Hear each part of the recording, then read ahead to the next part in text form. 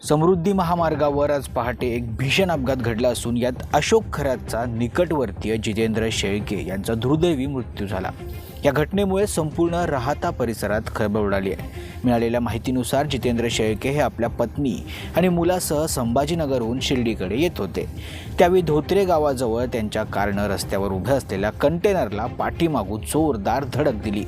धडक इतकी भीषण होती की कार थेट कंटेनर खाली घुसली। या अपघातात जितेंद्र शेळके यांचा जागीच मृत्यू झाला, तर त्यांची पत्नी आणि मुलगा गंभीर जखमी झालेत।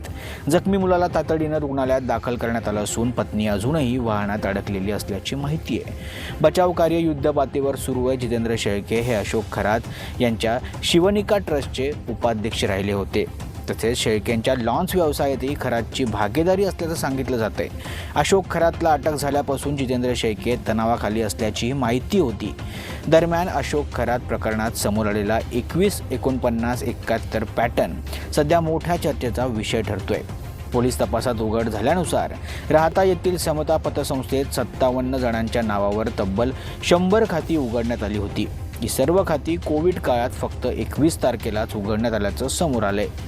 यातील अनेक खात्यांमध्ये 49 लाख आणि 71 लाख रुपयांच्या रकमा वारंवार जमा आणि काढण्यात आल्याची धक्कादायक माहिती समोर आली आहे। विशेष म्हणजे प्रत्येक व्यक्तीच्या नावावर 2 खाती उघडण्यात आली होती आणि सर्व खात्यांमध्ये अशोक खरात यांचंच नाव नॉमिनी म्हणून नोंदवण्यात आलं होतं।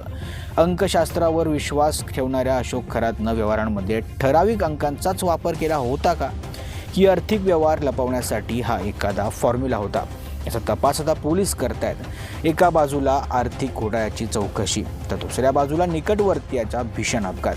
त्यामुळे अशोक खरात प्रकरण पुन्हा एकदा चर्चेच्या केंद्रस्थानी आले। Bureau report, Maharashtra news 24।